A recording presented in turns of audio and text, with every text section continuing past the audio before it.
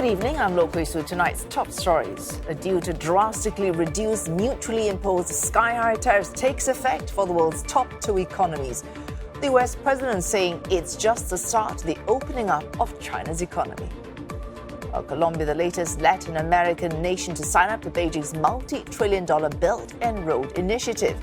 As the region's largest economy, that's Brazil, lauds unshakable ties with Asia's top economy.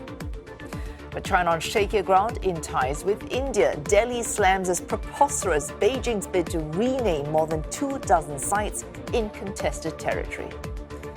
A South Korea's state-run economic think tank halves its GDP forecast from its earlier estimate, bracing for a hit from tariffs from Washington.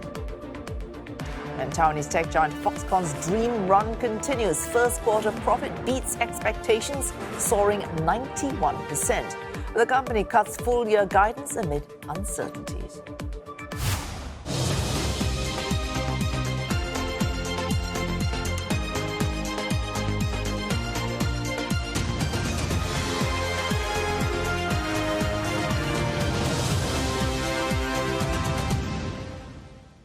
And also in East Asia tonight, soaring tourist numbers and aging infrastructure putting Japan's iconic bullet train under pressure, exposing a need for reinvention. The Shinkansen is turning to cutting-edge technology to ease a labor crunch and drive down costs.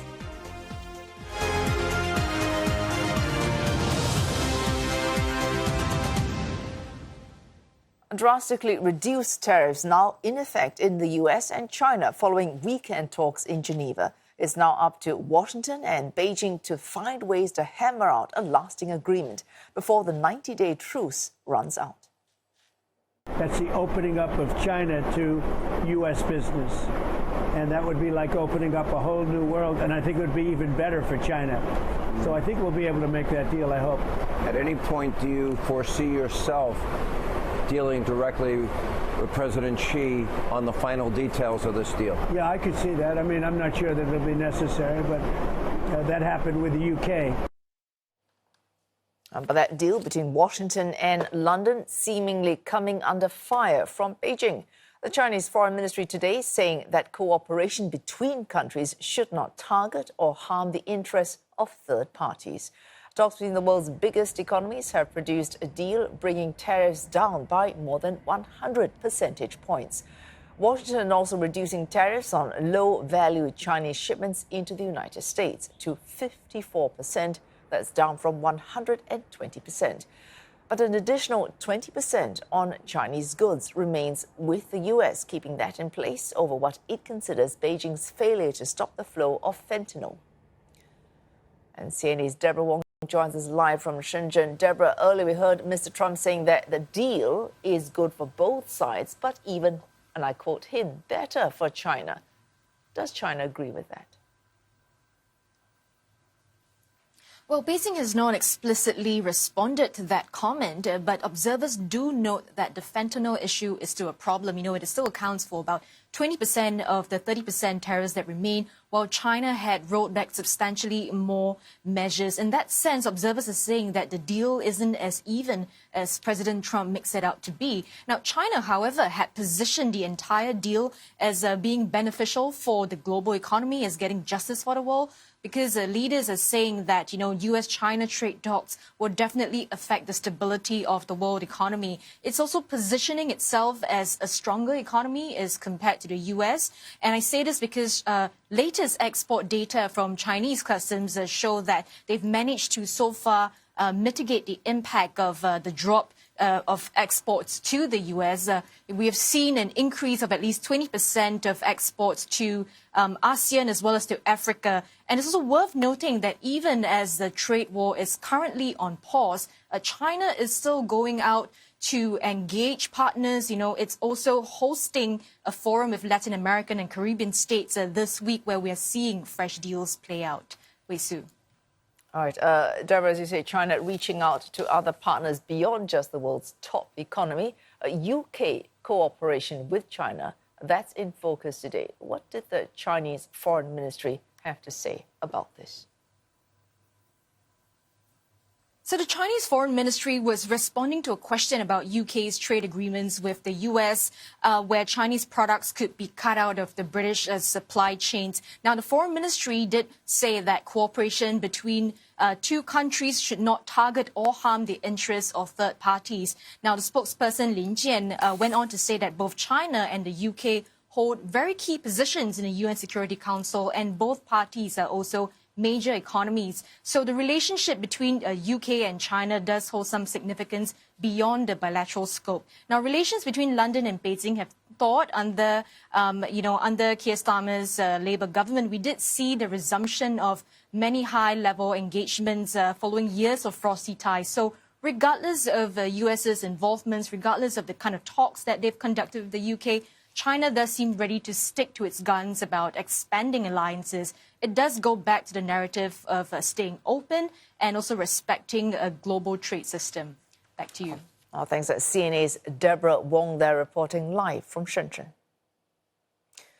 Colombia has joined China's Belt and Road Initiative, the latest country to do so, as Beijing seeks to strengthen ties with the Latin American bloc. Chinese President Xi Jinping met his Colombian counterpart, Gustavo Petro, on the sidelines of the CELAC forum in Beijing. Bogota hails the agreement as an historic step that opens up new doors for investment and technological cooperation. Mr. Xi says Colombia's accession to the BRI serves as an opportunity to, quote, promote the quality upgrading of cooperation. The BRI is a central pillar of Mr. Xi's bid to expand China's economic and political clout overseas. Two-thirds of Latin American countries have already signed up to this multi-trillion-dollar infrastructure program. Among leaders in attendance at the summit in Beijing was Brazilian President Luiz Inácio Lula da Silva, who said his country was not afraid of U.S. retaliation over stronger ties with China. President Lula signed more than 30 agreements with Beijing, including deals on investment, infrastructure, and trade. He also said his country is seeking currency alternatives for trade. O que a gente quer, na verdade, é tirar, sabe, jeito de encontrar ou uma moeda ou uma cesta de moeda que possa permitir que a gente possa fazer negócio sem ficar dependendo de uma única moeda. Border disputes between China and India are back in the spotlight after Beijing released a fresh list of, quote, standard names for 27 places in a region that it contests with New Delhi. The new list includes names of 15 mountains, 5 residential areas, 4 mountain passes, 2 rivers and 1 lake. Most of these lie on India's side of the line of actual control. That's the de facto border that stretches more than 3,000 kilometers between India and China. Well, India claims the area as its northeastern state of Arunachal Pradesh, while China has named the region Zangnan and considers it part of the Tibet Autonomous Region. India has slammed this move, saying that creative naming will not change what it calls, quote, the undeniable reality of its sovereignty over Arunachal Pradesh. The latest flare-up in border disputes between the Asian giants coming despite recent efforts to improve ties. Both sides have built up military presence along the frontier since a deadly clash in 2020 at Galwan Valley killed 20 Indian soldiers and 4 Chinese troops. China and Cambodia have started their largest ever military drills. The annual event, known as the Golden Dragon exercise, will focus on joint counter-terrorism and humanitarian relief operations. Advanced military hardware such as artillery, warships and robot battle dogs will be in use. The exercise involves almost 900 Chinese military personnel and more than 1,300 Cambodian soldiers. It will be conducted both on land and at sea, as well as in relevant airspaces. The drills are set to last until the 28th of May. Cambodia is also expected to receive 2 warships from China. Phnom Penh says the exercise aims to deepen ties and cooperation between the 2 armies. It was first launched in 2016.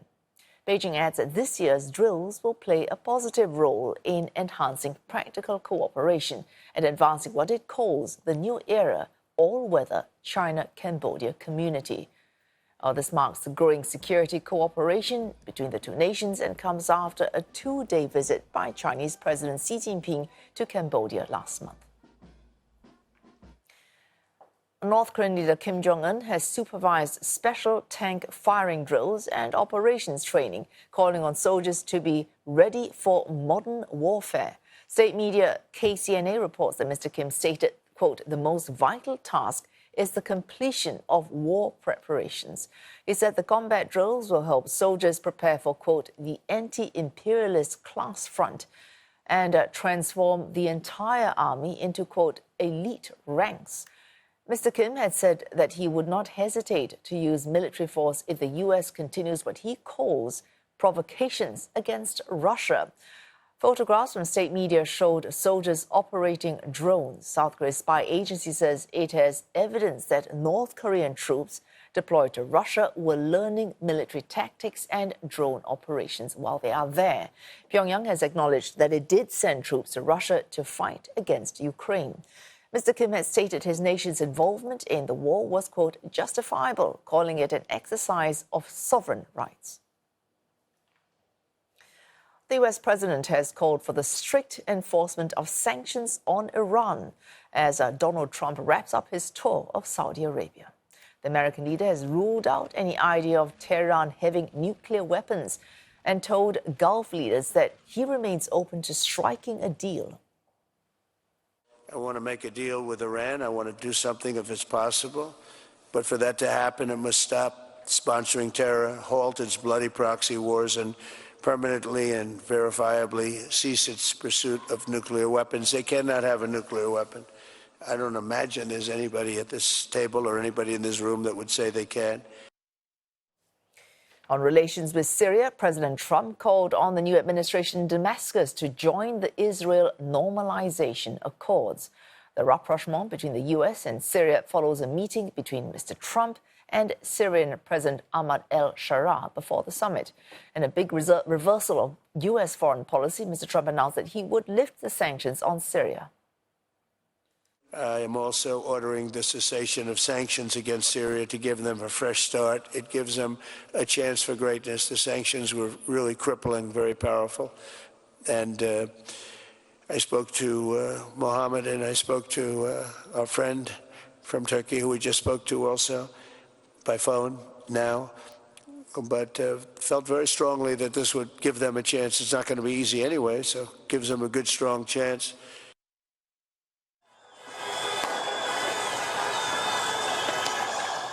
That announcement met with jubilation in Syria. Crowds in Damascus gathered to cheer and fire off fireworks to celebrate. Syria has been locked out of credit cards and global finance. This decision means Damascus could rejoin the world economy at a time when Syria needs international investment. Still on East Asia tonight, Japanese electronics giant Sony offers a tepid outlook for the current fiscal year, despite logging market-beating quarterly earnings. And American firms rush to import Chinese merchandise to beat the potential expiry of the 90-day trade truce.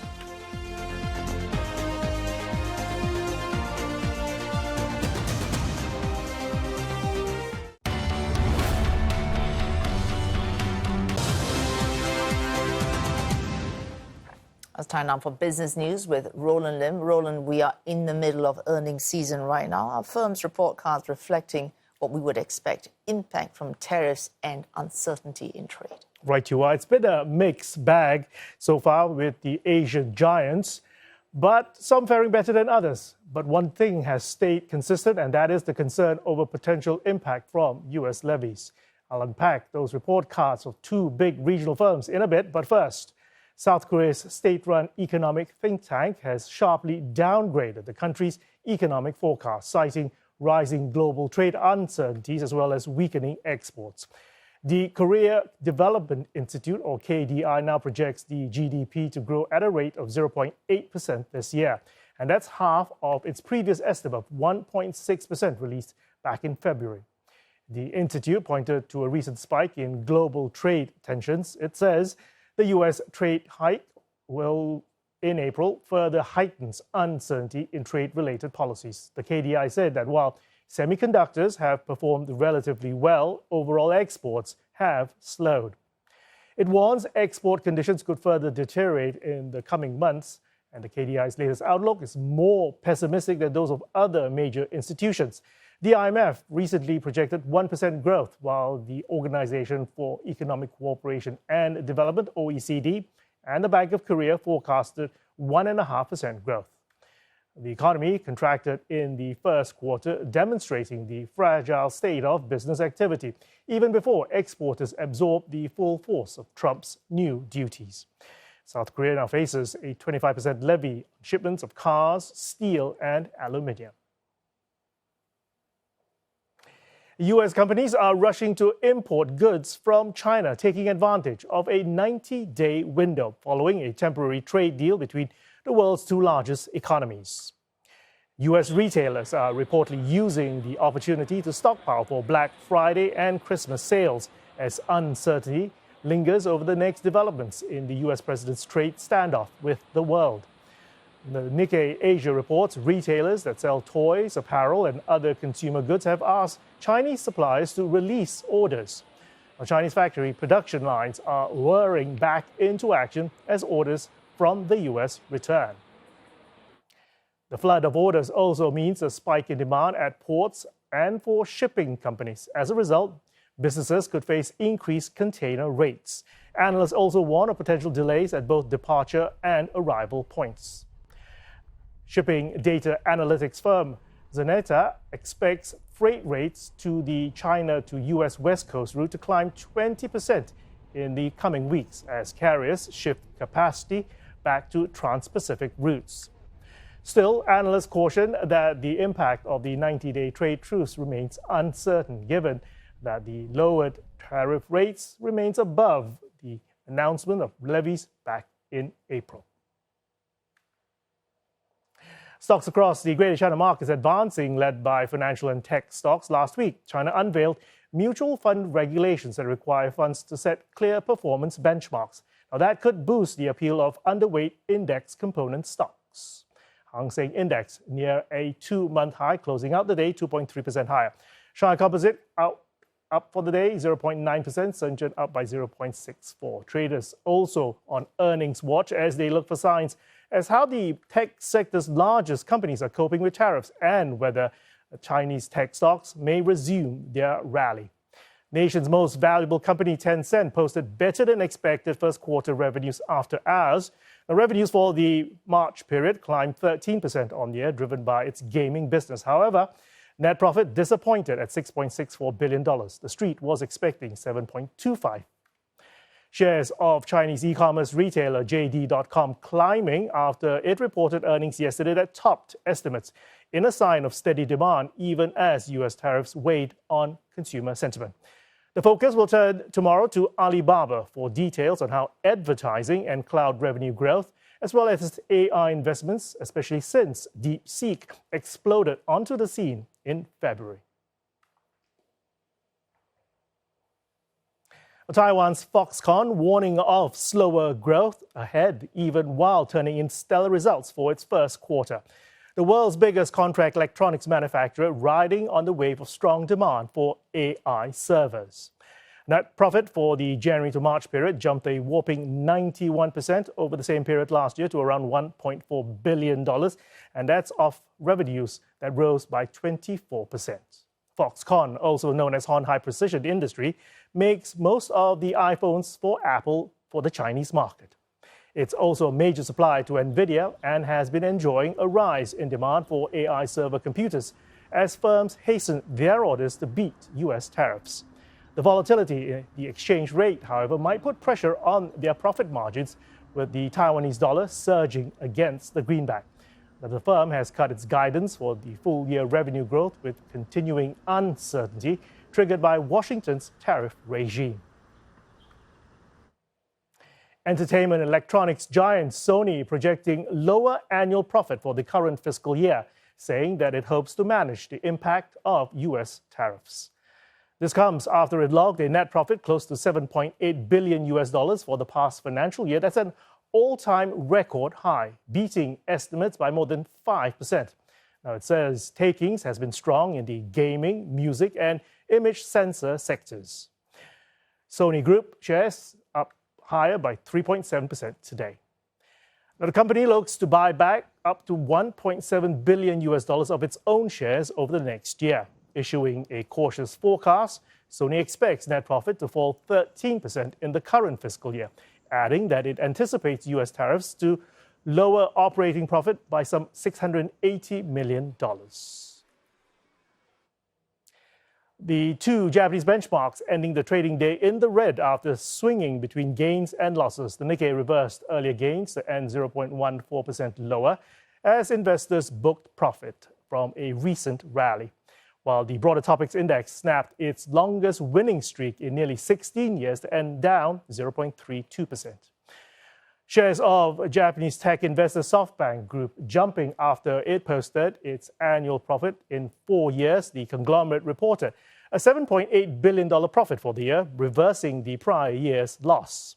The results were boosted by the strong performance of its telco holdings and higher valuations for its later stage startups.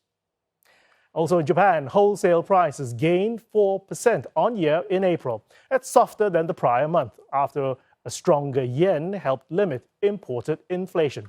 It's still seen as a sign of persistent cost pressures amid uncertainty over U.S. tariffs.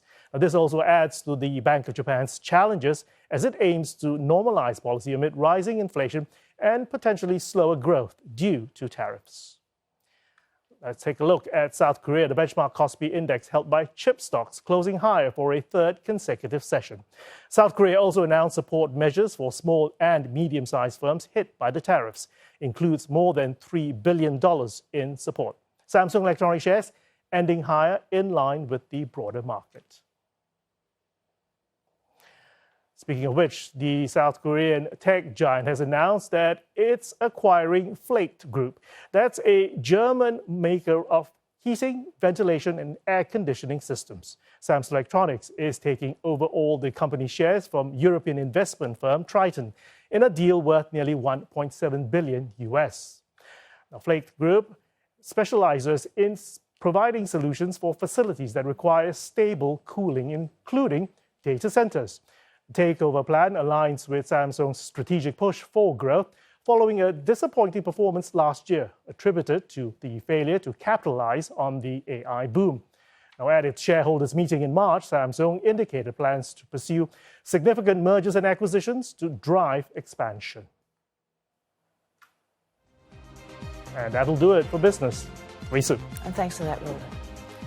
Still ahead on East Asia tonight, Ukrainian President Volodymyr Zelensky says he will be waiting for Russian President Vladimir Putin in the Turkish capital this week to conduct face-to-face talks about the more than 3-year war. And Australian Prime Minister Anthony Albanese heads to Indonesia on his first overseas trip since re-election. We ask an expert whether there is more vested interest in both Canberra and Jakarta to engage each other or whether they might look elsewhere.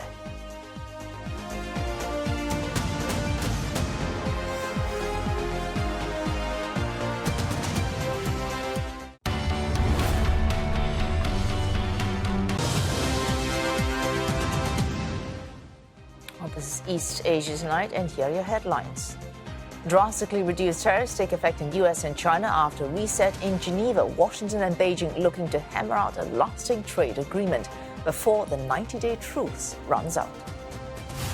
Colombia signs up for China's multi-trillion-dollar Belt and Road Initiative, the latest Latin American nation to join.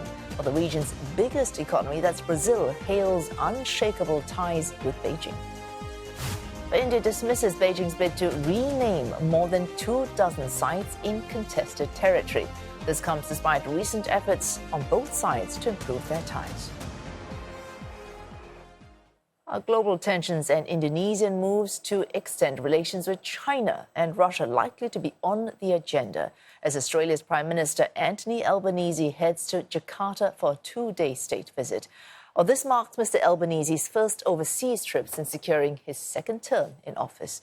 The Australian leader will arrive later today. Mr. Albanese will attend the Australia-Indonesia annual leaders meeting and will also speak to Indonesia's president. Improving ties, the larger aim, but also focus on trade, food and security and energy security. Mr. Albanese has hailed what he describes as an important defence and security relationship, with Canberra and Jakarta looking for ways to build on an historic defence cooperation agreement signed just last year.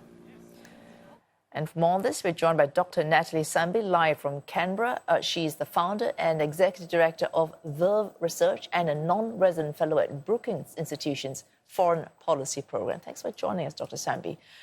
We're talking about this historic security agreement signed last year. Last year, though, Mr. Albanese skipped Mr. Prabowo Subianto's inauguration as Indonesia's president. At that point, there was one line of argument that it was because ties between Indonesia and Australia were so safe, so stable, he did not need to attend this inauguration. But now he is attending his first destination in tradition, keeping with the tradition of every Australian Prime Minister in the last few administrations. He is going to Indonesia. Does that suggest that ties in any way are any less stable than they might have been last year? No, I think the ties are still very much stable. I think this is a sensible move by the newly elected or re-elected Australian Prime Minister, because if Prabowo Subianto, the Indonesian president, truly is a good friend, as Albanese called him the other day, then it would certainly be a courtesy to redress his absence at his good friend's inauguration last year. And it obviously sends an important national signal as well that Indonesia continues to be our most important strategic partner. When we look north, we see Indonesia, and we need to make sure that Australia stays within Indonesia's vision. Beyond rhetoric, and there have been several agreements, not just on security, but also in trade as well, a people-to-people engagement. Is what is happening in trade, on the economy and security matching this fairly high-flown rhetoric from both sides? Certainly Australia in the last few years and Indonesia have signed various agreements, the sort of comprehensive economic partnership agreement, an agreement on clean energy, on working together on critical minerals, so on and so forth. So there are a number of pillars of this bilateral relationship that are strong. There are certainly others that ought to be stronger. People-to-people ties, for instance, trying to encourage greater Australian investment in Indonesia and Southeast Asia. So we'll see. There's definitely more to be done. And hopefully this particular visit can yield even more movement on some of these areas. Critical minerals is one area that's often talked about in terms of the potential for Australia-Indonesia collaboration. But this area still has a number of barriers. It's to do with the level of Australian investment potentially in refinement, which at this point is occupied largely by China. So finding those competitive advantages between one another is an important part of this two-way conversation. I think that the plan is, given that Australia is the world's largest producer of lithium and Indonesia largest producer of nickel, the idea both these elements are crucial to the manufacture of batteries for electric vehicles. If they were to team up, they could together produce batteries for EVs with economies of scale. But as you say, the China factor, the fact that China is so involved in Indonesia's production of nickel, that might pose a security concern for Australia. Yes, that is one of the concerns, but we really should underscore how critical this could be for Indonesia. For one thing, President Prabowo has stated that he wants the country to have 8% economic growth. Now, at the moment, Indonesia has just dipped below 5% and needs to find a number of different industries where manufacturing can be encouraged, and particularly one and where jobs are created as well. Indonesia currently has a shrinking middle class and needs to come forward with job creation as well. So if Australia can play a role in helping Indonesia become part of the global supply chain for electric vehicle batteries, that would be monumental. And in turn, Indonesia would help partner with Australia in order to help Australia meet its green energy targets as well in future. So there's really a win-win situation there. But I said earlier, there are a number of potential complementarities and a number of potential barriers as well, and those need to be worked through. The potential barriers you speak of, would they pose less as barriers now, given that the international, I suppose the global environment is changing? You've got a global leader, the US, showing signs of pulling back from its commitment to global leadership. You've got Russia now more than 3 years of war, isolated and looking for friends, and China staying fairly on trend as showing every intention of being a leader both on security as well as on trade. Given this environment, would Indonesia and Australia find more interest in looking to each other as proximate middle-sized powers? Look, absolutely. The Australian Foreign Minister has talked about the importance of strategic equilibrium in the Indo-Pacific. And it is the case that past Indonesian foreign ministers and the Indonesian foreign policy establishment have talked about an Indo-Pacific that is free from the preponderance of any power. And so in that, Australia and Indonesia have a clear alignment of vision of how the Indo-Pacific should be ordered and the importance of, as you say, middle powers and emerging economies to band together to help hold that order together. Now, we might see the potential step back of the United States or an America First policy as a threat to the rules-based order that has long been a structure of the Indo-Pacific system, or we can look at it as an opportunity.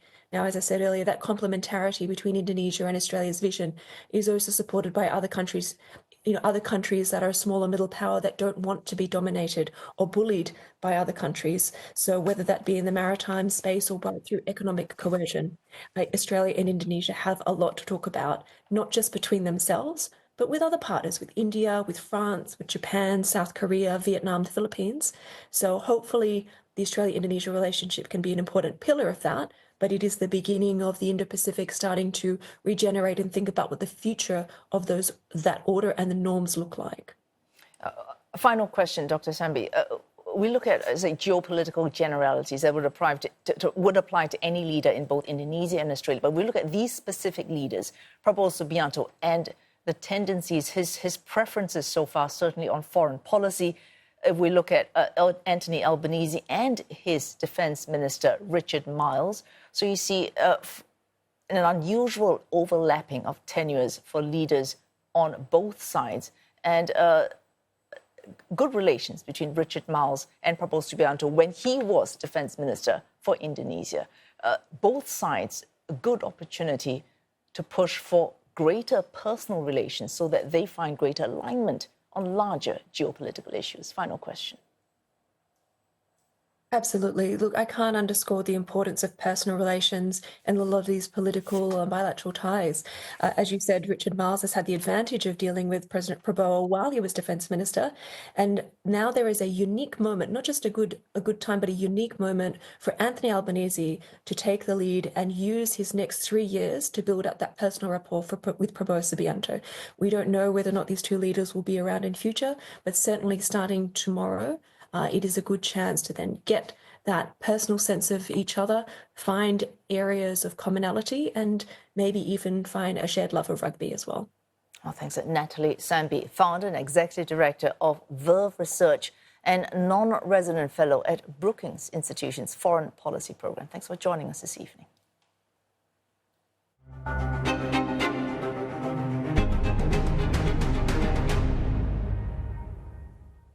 Ukraine says Vladimir Putin skipping direct talks in Turkey tomorrow would make it clear that Russia does not want to end the war. While the Kremlin has confirmed Russia's presence, it has not disclosed the makeup of its delegation.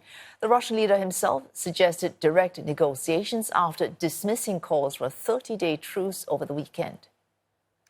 Єдиний, хто затягує війну, єдиний, через кого війна почалась, через кого вона триває, це саме Росія. Весь світ це розуміє абсолютно. Тиск потрібен. Тиск, щоб Москві перестали думати, наче світ ще може зачекати. Потрібне закінчення війни, достойне та справедливе. Росія багато говорить про прямі перемовини, а коли доходить до справи, вони ховаються. US President Donald Trump, who has made repeated calls to both sides to stop the fighting, has confirmed that his Secretary of State Marco Rubio will be in Istanbul for negotiations. Dasha Chernyshyova in Moscow tells us more. For the first time in 3 years, direct talks between Russia and Ukraine are on the table after weeks of diplomatic back and forth. Moscow insists it is ready for what Deputy Foreign Minister Sergei Ryabkov called serious talks, while casting doubt on Kyiv's readiness.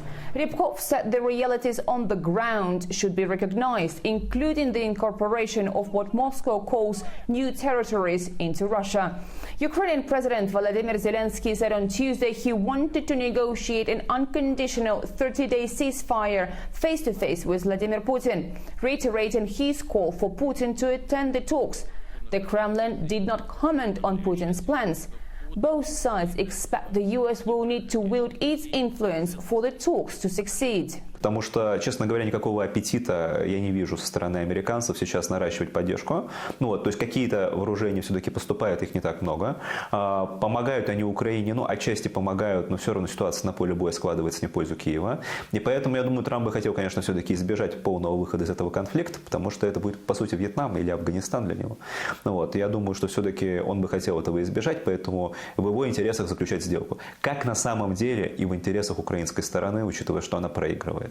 Но тут всему препятствует позиция недоговороспособных элементов, включая представителей некоторой части украинской элиты, европейской элиты, потому что для них эти переговоры и будущая сделка – это, по сути, признание своего поражения. The talks are expected to build on the draft document they negotiated in March 2022. But political analysts say a new deal is likely to be less favorable to Ukraine. US envoy Steve Witkoff earlier said that the talks are likely to focus on territories, the Zaporizhzhia nuclear power plant, waterways, and how Ukraine accesses the Black Sea. Meanwhile, the West says Russia will face strong sanctions if it derails the talks. Russia says it does not accept the language of ultimatums. Dasha Cherneshova, CNA, Moscow. I'll still head on this bulletin. Our Japan correspondent Michiyo Ishida looks into how the Shinkansen is trying to reinvent itself, driven by rising costs and a labor crunch.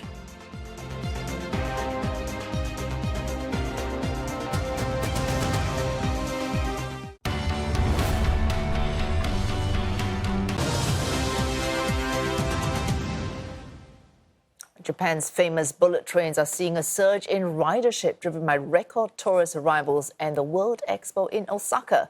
Passenger numbers for its busiest route rose 5% during the recent Golden Week from a year ago. But the Shinkansen is under growing pressure to reinvent itself.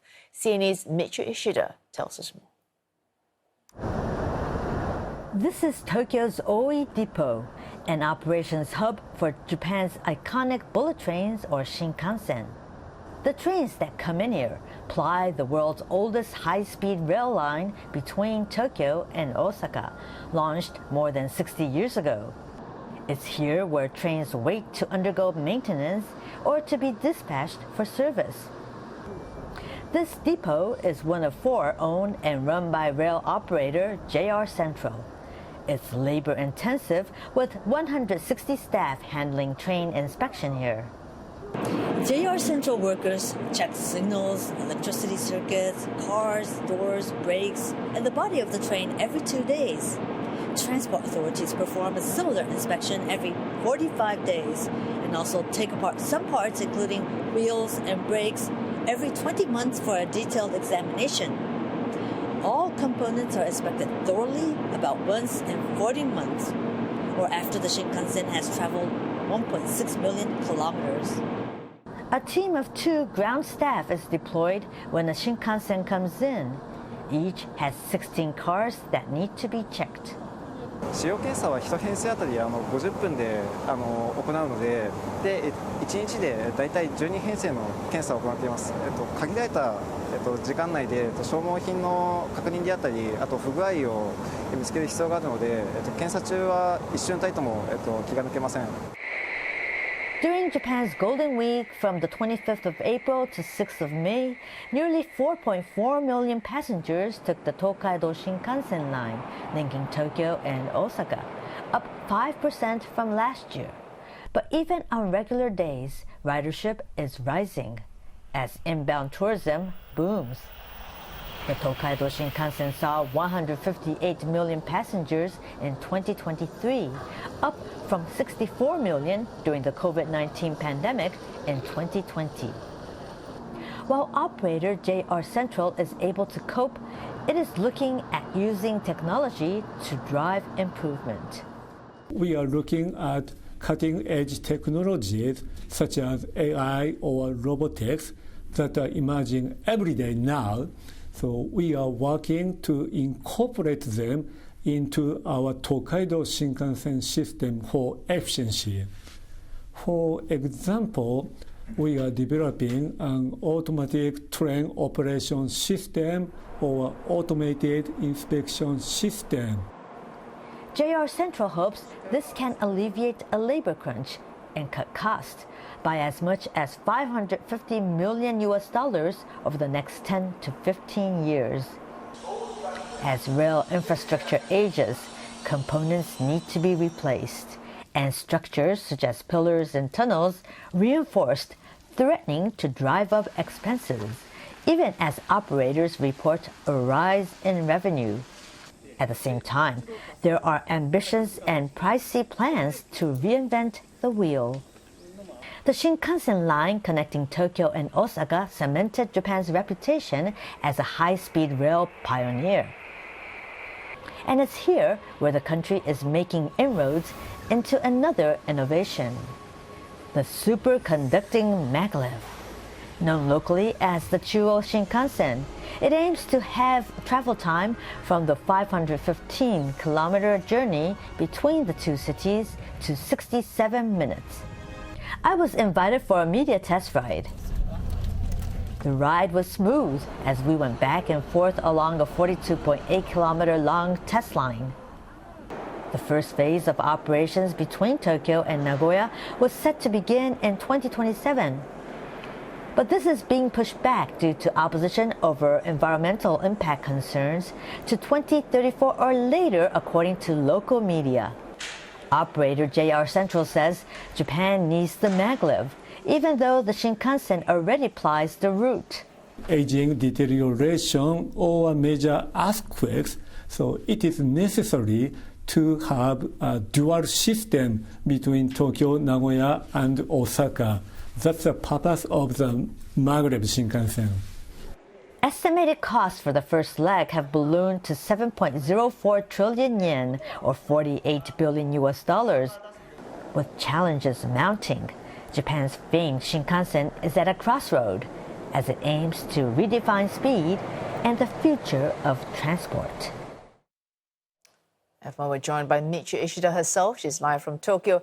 Michiyo, you've already outlined some of the challenges. So, for example, ballooning costs, you mentioned, as well as the environmental impact. If you could sum up all the challenges for the expansion of the Shinkansen, how would you list them?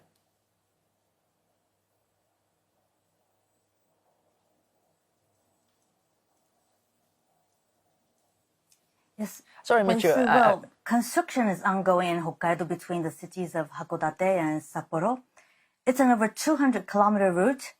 It was expected to operate from 2030, but there are delays reported in tunnel construction. 73% of land is mountainous, and it's not rare for workers to hit hard rock or to other extreme soft soil. Now, the appeal of the Hokkaido route is it's expected to stop in Niseko, a popular ski resort among foreigners. At this point, the way to reach there is by car or bus. It took me, for instance, some time ago, 2 hours from Shin Chitose Airport, the main airport in Hokkaido. Now, other routes in the planning are between Suruga and Fukui Prefecture and Osaka, and in parts of Kyushu. But based on environmental assessment, the government thinks construction for the Suruga-Osaka route will take up to 28 years, and also cost is rising, with the budget forecast more than double from the initial budget set in 2016, according to the Transport Ministry. The question is whether it can be a money-making route after investing so much. The bullet train runs on a dedicated track, and it means it cannot share with slow commuter trains. And for the new Kyushu route, Saga Prefecture is reported to be opposed due to the cost involved. Then there are reports Shikoku, the smallest of Japan's 3 main islands, wants its own Shinkansen. It's the least populated of 4 islands, and given the falling population, is it really worth the huge investment? So it's vital to measure the economic viability. All right. Michio, Japan has managed so far to export the Shinkansen to Taiwan. Are there any other efforts to export this high-speed rail technology to Japan other has countries? helped build commuter train system and trains to many countries, but when it comes to high-speed railway, Taiwan is the only place in operation since 2007. Japan has come very close to selling its system to Indonesia, but Indonesia chose China, a decision made by then new President Joko Widodo. On India, then Prime Minister Shinzo Abe's friendship with Indian Prime Minister Narendra Modi was seen as the force behind a deal signed in 2017 for a new high-speed railway route between Mumbai and Ahmedabad, reaching 500 kilometers. And it's based on the pledge 80% of the cost will be shouldered by Japan's low-interest loan for a project forecast at about 1.8 trillion yen. And operation was expected from 2023 as it took time to procure the land needed. Construction is reported underway. Meanwhile, according to local reports, Japan is expected to provide for free Shinkansen cars for test runs. And in the U.S., Mr. Tomoyuki Minami, who I interviewed in my report, is a longtime negotiator for the U.S. high-speed railway project. And he said the Biden administration has set aside a budget to plan the Dallas-Houston route. But it is uncertain now what will happen to the project under the Trump administration. So selling a high-speed railway project is not only about technology, environmental assistance, and profitability, but political decision plays a vital role. All right, thanks for looking at all those issues for us. Michio Ishida there, live from Tokyo. Construction work for Changi Airport's Terminal 5 has officially begun when the mega terminal opens in the mid-2030s. Singapore Airlines and Scoot's flights will operate out of it. T5 will be able to handle about 50 million passengers annually, expanding Changi's current capacity by over 50%.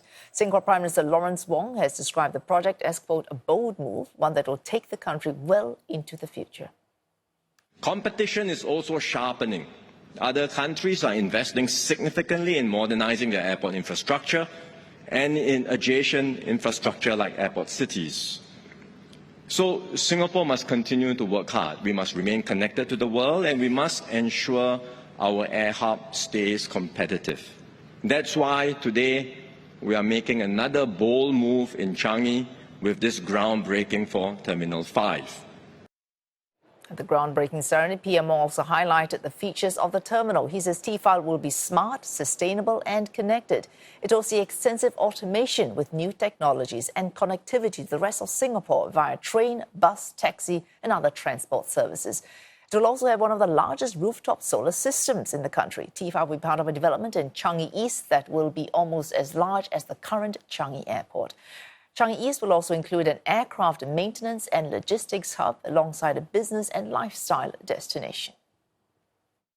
We have to ensure that our passengers are not intimidated by the sheer size of the terminal, be it moving from one point to another or finding where to go.